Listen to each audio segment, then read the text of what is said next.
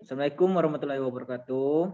Perkenalkan kami dari kelompok 7 yang akan menyampaikan teknik mempertahankan dan menyelamatkan diri atau withdraw. Sebelum masuki materi, alangkah baiknya kita berkenalan dulu. Perkenalkan, nama saya Artil Anggara selaku moderator dan penyaji. Dan teman saya Hafiz Almaida selaku nutulis. Baiklah, di sini akan disampaikan oleh penyaji satu yaitu Hafiz Almaida. Hafiz Almaida, dipersilakan.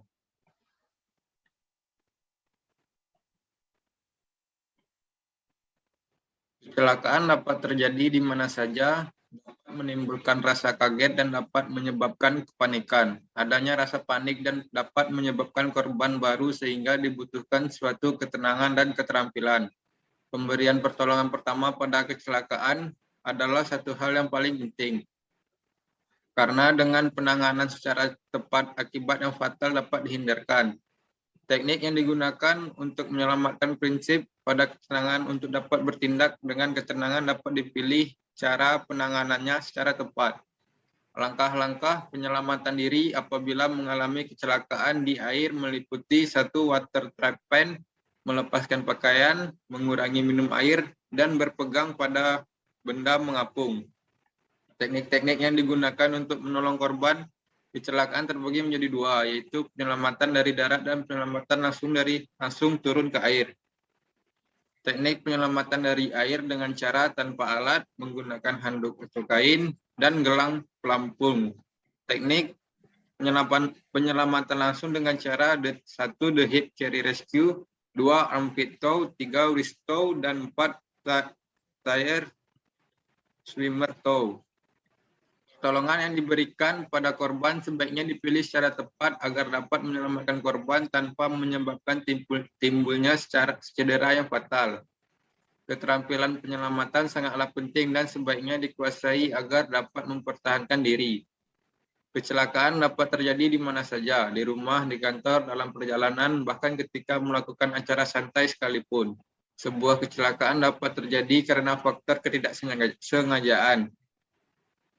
Hal yang terjadi di luar dugaan ini menimbulkan rasa kaget dan dapat menyebabkan kepanikan. Kepanikan yang terjadi dapat menyebabkan seseorang tidak dapat berpikir secara sehat untuk mengatasi masalah yang terjadi.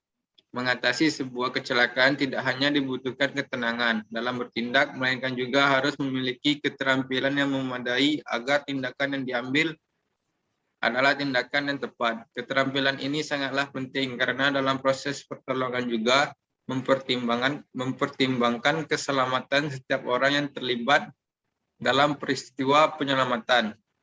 Jangan sampai dalam proses pertolongan terjadi penambahan korban yang berasal dari penolong, sehingga keterampilan menyelamatkan korban kecelakaan sangatlah penting dan harus diketahui oleh setiap orang karena kecelakaan tidak memilih waktu, tempat, dan siapa yang menjadi korban. Pemberian pertolongan pertama pada korban kecelakaan adalah satu hal yang paling penting karena dengan penanganan secara tepat pada korban, kemungkinan cedera yang dialami korban diminimalisasi. Keterampilan menangani atau memberikan pertolongan kepada korban kecelakaan sudah familiar di masyarakat. Proses penyampaian informasi melalui banyak cara, antara lain melalui materi kesehatan pada pembelajaran penjaskes di bangku sekolah atau melalui kegiatan ekstrakurikuler seperti UKS, PMR, dan KSR. Namun demikian, materi pelatihan yang diberikan dalam kegiatan tersebut menitik beratkan pada kecelakaan yang terjadi di darat.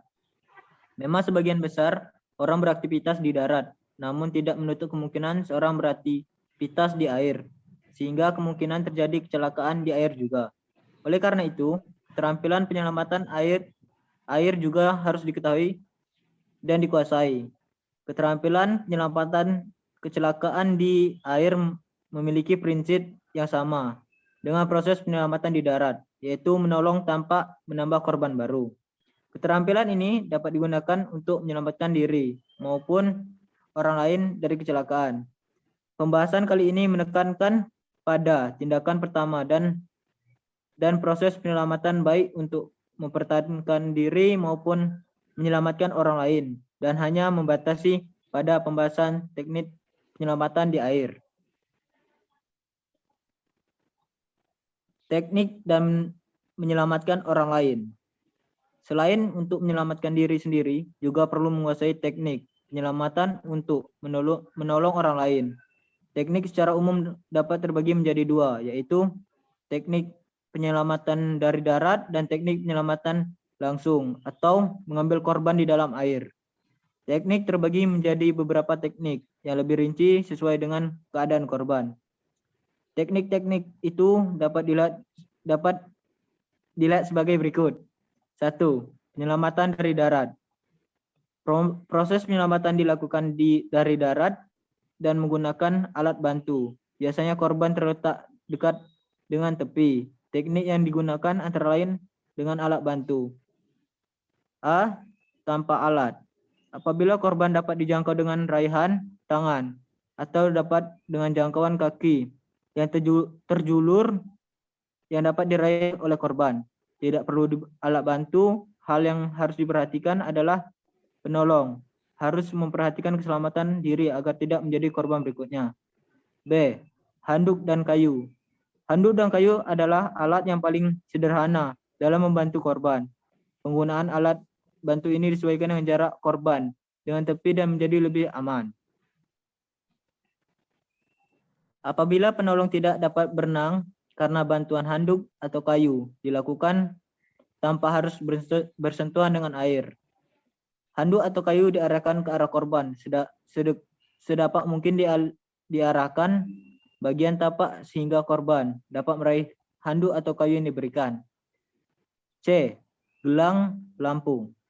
Gelang pelampung digunakan untuk korban yang berada lebih jauh di tengah.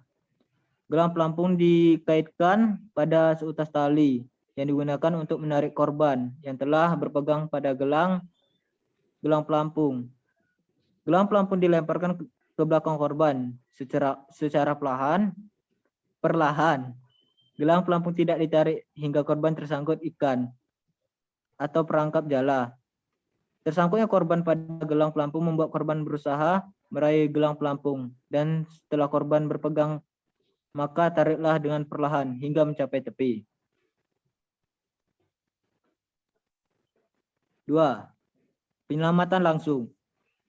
Dilakukan apabila korban berada jauh di tengah perairan. Penyelamatan ini dilakukan oleh yang mahir berenang sehingga keselamatan korban dapat penolong dapat terjaga. Sebelum melakukan pertolongan, sebaiknya yang berada dalam keadaan panik membuat penolong ikut celaka karena dipegang adalah melepaskan diri dari pelukan korban agar dapat memberikan pertolongan lebih lanjut. Teknik melepaskan diri. A. Korban memegang dari arah belakang. Rapatkan dagu pada dada, pegang bagian lengan atas korban, dan dorong tubuh ke dalam air sehingga menjauh dari korban. Setelah terlepas, berputarlah dan muncul ke permukaan dan berhadapan dengan korban, kemudian memberikan pelampung yang dibawa. B. Korban memegang dari arah depan. Rapat dagu pada dada, pegang bagian lengan atau tubuh korban dan dorong tubuh ke dalam air sehingga menjauh dari korban. Keluarlah ke permukaan dan memberikan pertolongan lanjut dengan memberikan pelampung pada korban. Setelah korban menggunakan pelampung, korban dapat dibawa ke tepi dengan cara ditarik oleh penolong yang berenang ke tepi. Apabila penolong tidak menggunakan pelampung, penolong dapat langsung menarik korban dengan tangan ataupun mendorong ke arah tepi. Semua kejadian di atas apabila penolong telah melihat gerak-gerik korban sehingga penolong dapat menghindari pelukan atau pegangan erat dari korban dengan cara melakukan blocking dengan menggunakan kaki ataupun tangan. Blocking dapat dilakukan dengan cara meletakkan telapak kaki atau tangan pada bagian dada korban. Kemudian melakukan ayunan sehingga korban terjauh dari penolong, kemudian pertolongan baru bisa dilakukan. Teknik membawa korban dari tengah perairan ke tepi. Proses pertolongan seorang penolong dapat melakukan seorang diri untuk membawa korban dari tengah perairan ke tepi. Adapun teknik yang dapat digunakan tanpa menggunakan alat bantu sebagai berikut. 1. The head carry rescue. 2. Arm pit tow. 3. Wrist tow. Dan 4. Tire swimmer tow. Wrist tow sama dengan arm pit tow digunakan pada korban yang masih sadar. Namun bedanya hanya pada posisi pegangan penolong. Cara melakukan teknik ini yaitu pertama, penolong memegang pada bagian pergelangan tangan dengan posisi bagian dalam tangan korban menghadap ke atas. Kemudian penolong memegang tangan korban dengan mengaitkan ibu jari dan jari telunjuk atau jari tengah di pergelangan tangan. Ketiga, jika tangan kanan korban yang dipegang, tangan kanan penolonglah yang digunakan untuk menarik korban. Terakhir, setelah itu penolong membawa korban dengan menggunakan gaya dada dan hanya dengan bantuan satu tangan saja. Berikut contoh teknik membawa korban dari tengah perairan ke tepi dengan teknik wrist tow.